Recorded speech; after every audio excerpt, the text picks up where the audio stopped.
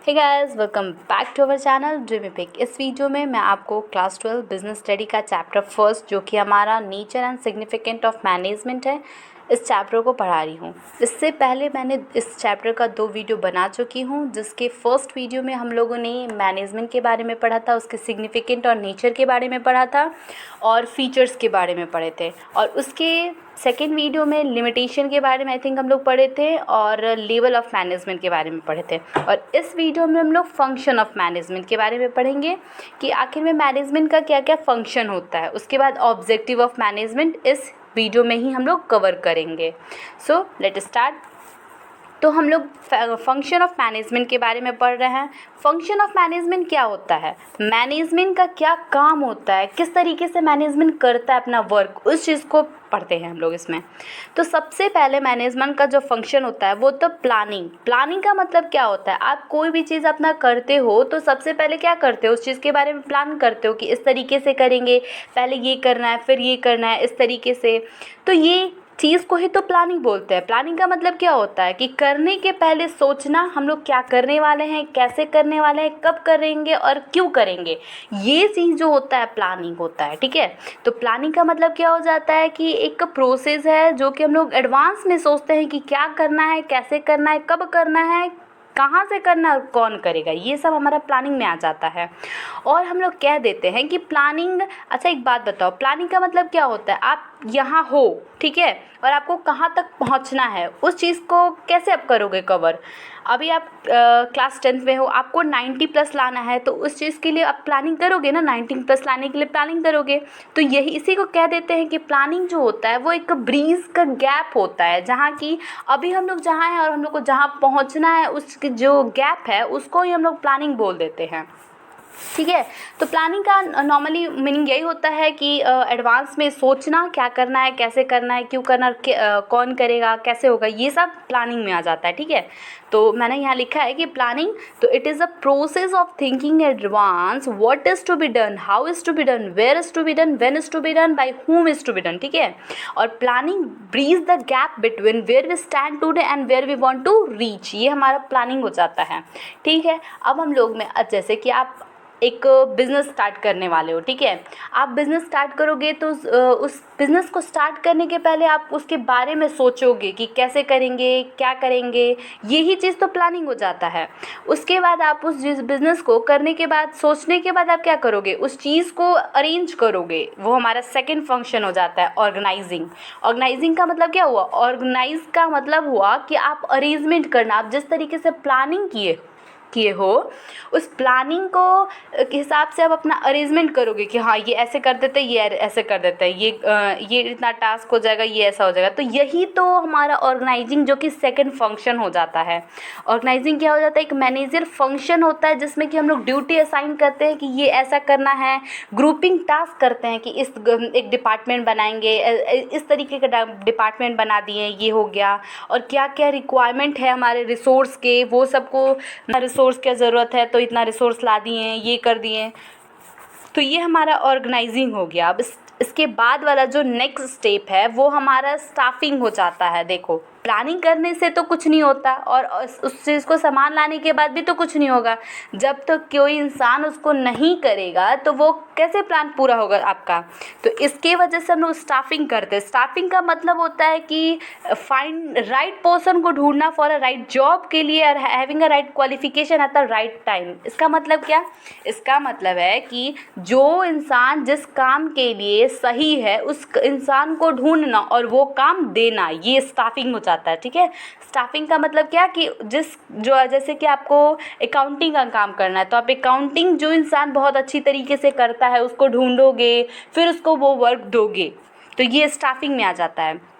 उसके बाद डायरेक्टिंग, आपने प्लान किया, ऑर्गेनाइज किए सब सामान, आप स्टाफ दिए कि ये स्टाफ हो गया। तो अच्छा एक बात बताओ, आप पढ़ते पढ़ते तो थक जाते होगे ना कि अब इतना पढ़ लिए, बस अब ये बस। तो इस चीज़ को, थकने के बाद आपको कभी ऐसा भी टाइम आता होगा कि आपको मन नहीं करता होगा पढ़ने के लिए कि हाँ अब भी नहीं करेंगे, बाद में करेंगे। तो ये टाइम को बिज़नेस में तो हम लोग टाइम कंज्यूमर ना हो जाएगा भाई ज़्यादा।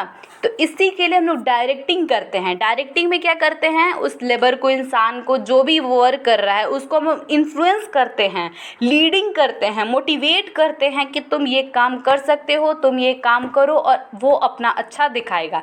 तो यही डायरेक्टिंग हो जाता है। डायरेक्टिंग में हम लोग क्या करते हैं, लीडिंग करते हैं कि तुमको ऐसा करना है, उसको इन्फ्लुएंस करते हैं, उसको मोटिवेट करते हैं उस एम्प्लॉयर्स को, ठीक है। तो ये हमारे डायरेक्टिंग में आ जाता है। तो डायरेक्टिंग क्या कहता है कि it is a process in which leading, influencing and motivating employer to perform tasking, assigning to them और देयर बेस्ट, ठीक है, वो अच्छा कर देता है, ठीक है। तो ये हमारा डायरेक्टिंग हो जाता है। उसके बाद कंट्रोलिंग। कंट्रोलिंग में क्या हो जाता है, कंट्रोलिंग का मतलब होता है, देखो आप लोगों ने प्लानिंग किया, फिर ऑर्गेनाइजिंग किए इस तरीके से, फिर स्टाफ उसको अपने इंसान को ढूंढे, एक उस पर्सन को जो उस काम के लिए सुटेबल है, उसके बाद उसको इन्फ्लुएंस किए कि तुम ये काम करो, और वो अच्छा भी करा।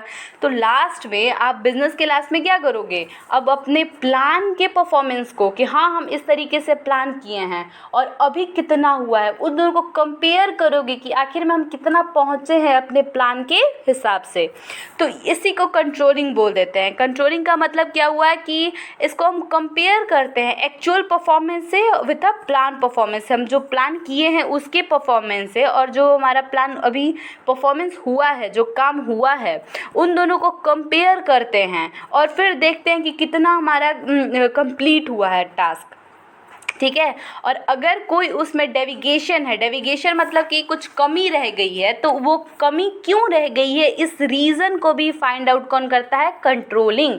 कंट्रोलिंग प्रोसेस में हम लोग क्या करते हैं, कंट्रोलिंग एक ऐसा प्रोसेस है जिसमें कि हम लोग एक्चुअल परफॉर्मेंस को और प्लान परफॉर्मेंस को, दोनों को कंपेयर करते हैं और देखते हैं कि क्या डेविएशन है, क्या कमी रह गई है उस काम में, और उस काम में अगर जो कमी रह गई है तो उसके रीज़न को भी फाइंड आउट करना कौन प्रोसेस करता है, कंट्रोलिंग में होता है। उस रीजन को भी फाइंड आउट कर लेते हैं। तो ये हमारा कंट्रोलिंग हो गया। तो ये फंक्शन ऑफ मैनेजमेंट हो गया। सबसे पहले हम लोग प्लानिंग करते हैं, फिर ऑर्गेनाइजिंग करते हैं, फिर स्टाफिंग करते हैं, फिर डायरेक्टिंग करते हैं, कंट्रोलिंग करते हैं। देखो इसको हम एक एग्जाम्पल के थ्रू सारे फंक्शन को समझते हैं। जैसे कि हम एक बिज़नेस ओपन किए, तो बिज़नेस ओपन करने के पहले हम लोगों ने सोचा, वो हमारा प्लानिंग हुआ। उसके बाद हम उस चीज़ को सोचने के बाद उस चीज़ को अरेंज किए कि ऐसे ऐसे सामान लाएंगे, ये करेंगे, और इतना डिपार्टमेंट होगा, ये ऐसे कर दिए, अरेंज कर दिए, सब कुछ ऑर्गेनाइज कर दिए, ठीक है। तो ये ऑर्गेनाइजिंग हो गया। उसके बाद सब डिपार्टमेंट वगैरह हर चीज़ बना दिए, तब उसके लिए पर्सन चाहिए, तब हम लोगों ने पर्सन्स ढूंढा जो उस काम के लिए सही होगा, उस इंसान को ढूंढ के उस काम को देना, ये स्टाफिंग हो गया। उसके बाद उस इंसान को इन्फ्लुएंस करना कि तुम और अच्छा करो, उसको लीडिंग करना कि तुम ऐसे करो, उसको मोटिवेट करना, ये कौन सा प्रोसेस में आ जाता है, हमारा फोर्थ प्रोसेस फंक्शन में, जो कि हमारा डायरेक्टिंग है। उसके बाद अब हम लोग लास्ट फंक्शन में क्या करते हैं, कंपेयर करते हैं एक्चुअल परफॉर्मेंस को और प्लान परफॉर्मेंस को, कि मेरा कितना काम हो गया है, और अगर कोई डेविएशन है, अगर कोई कमी है, तो उस कमी को भी किस तरीके से हम ठीक करेंगे, ये भी हमारा कंट्रोलिंग में हो जाता है। तो मैनेजमेंट के कितने फंक्शन होते हैं, 5 फंक्शन होते हैं। सबसे पहला प्लानिंग, फिर ऑर्गेनाइजिंग, फिर स्टाफिंग, फिर डायरेक्टिंग और फिर कंट्रोलिंग। तो ये मैनेजमेंट का फंक्शन हो जाता है। मैनेजमेंट के 5 functions, planning, organising, staffing, directing and controlling. अब हम बात करेंगे ऑब्जेक्टिव ऑफ मैनेजमेंट के बारे में। तो अब हम लोग ऑब्जेक्टिव ऑफ मैनेजमेंट के बारे में बात करते हैं। तो मैनेजमेंट का ऑब्जेक्टिव का मतलब मैनेजमेंट क्यों करता है काम, क्या क्या उसका काम है, मतलब किस लक्ष्य जो होता है ना, मैनेजमेंट हम लोग क्यों करते हैं, ठीक है, ये ऑब्जेक्टिव हो जाता है। तो मैनेजमेंट के 3 ऑब्जेक्टिव हो सकते हैं। ऑर्गेनाइजेशनल ऑब्जेक्टिव हो सकता है, बिजनेस का एक अलग ऑब्जेक्टिव होगा, पर्सनल ऑब्जेक्टिव अलग होगा, एंड सोशल ऑब्जेक्टिव भी तो है भाई। आखिर में सोशल ऑब्जेक्टिव क्यों है, क्योंकि जो हम चीज़ एक बिज़नेस में करते हैं वो हम सोसाइटी से लेते हैं, चाहे वो एक पर्सन ही क्यों ना हो या फिर कोई रिसोर्स ही क्यों ना हो, वो सब हम लोग कहाँ से लेते हैं, वो सब सोसाइटी से लेते हैं। तो एक सोशल भी ऑब्जेक्टिव हमारा बनता है एक बिज़नेस के थ्रू। तो इसीलिए हमारा मैनेजमेंट के ऑब्जेक्टिव 3 तरीके से हो जाते हैं। ऑर्गेनाइजेशनल ऑब्जेक्टिव, बिजनेस का अलग ऑब्जेक्टिव हो जाएगा। फिर पर्सनल ऑब्जेक्टिव, जब जो पर्सन उसमें काम कर रहा है उसका भी कुछ ऑब्जेक्टिव होगा तो वो पर्सनल ऑब्जेक्टिव हो जाता है। फिर सोशल ऑब्जेक्टिव, ठीक है।